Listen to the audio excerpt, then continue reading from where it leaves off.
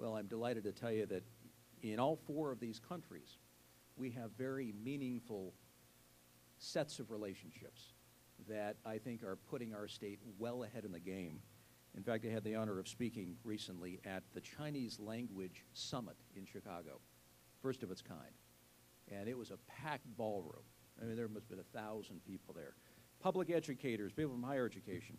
We were there as a state because we are now leading the nation in terms of our young kids, those at the public ed level who are studying Mandarin Chinese.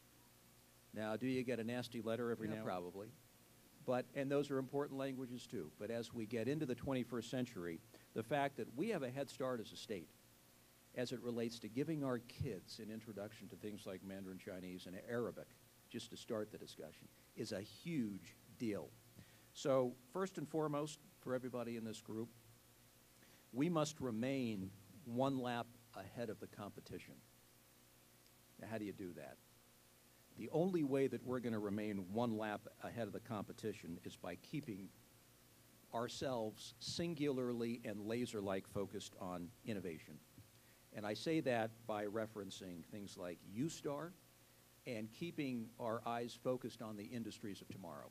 And you're all somehow connected to those industries of tomorrow, whether it's energy, transportation, healthcare and the way in which healthcare is delivered, and human disease is tackled, dealt with, and eradicated, and human life extended. These are all areas over the next 20 to 40 years in which our state is going to knock it out of the ballpark in terms of creating jobs in industries that are going to be very meaningful for all of us. Number two, we've got to continue to provide a framework for the marketplace to accommodate entrepreneurs. Because the minute we lose that extra special edge that we are famous for in this state, called people willing to take a risk and people willing to put their good names and reputations on the line to go out to a bank to get a loan and put their intellectual property in the ground in the name of entrepreneurship, we lose. And we cease becoming that most dynamic and innovative state in America, which is exactly where we are today. That's going to take some doing. And it's only part the government creating the framework in which the free market works. It's you who basically make it all happen, you who fill it in.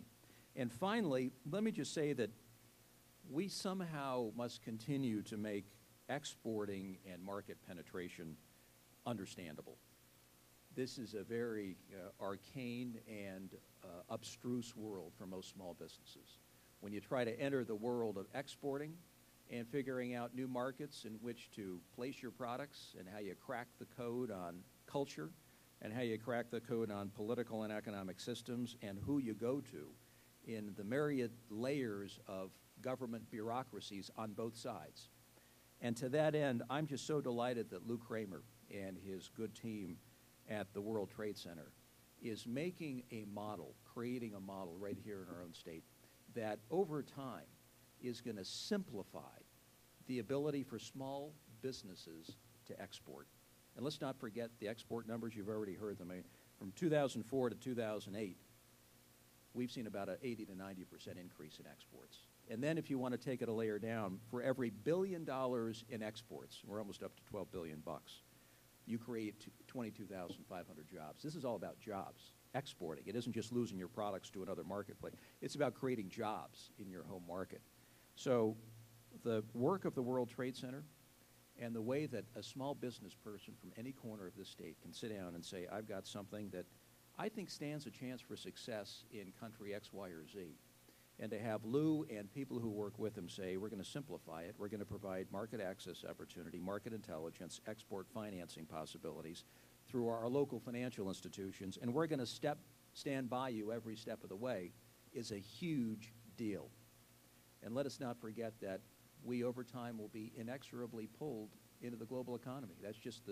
That's the trajectory that we're on, and there's no pulling away from that. And it means that our livelihoods, the value of our currency, our ability to compete, innovate, and create jobs will in large part be dependent upon our ability to compete internationally and on that global stage. So thank you for this recognition, Lou, Scott, Bill, and everybody else involved. I'm totally honored. And I just want to tell you, you've got the best Office of Economic Development and the best staff of experts under Jason Perry, who we put in. I got him from the U.S. Attorney's Office, and I said, we want a guy from the U.S. Attorney's Office running this office because we don't want anyone pulling the wool over our eyes, the Office of Economic Development. And he's done a great job, and I want to thank them for the work that they have done, and I think the fact that we have the preeminent economy in the country today says everything about the work that they have done, and by extension, so many of you here in this room. Thank you for it. I accept this with a great honor and humility, and keep up the good work. Thank you so very much. Thank you.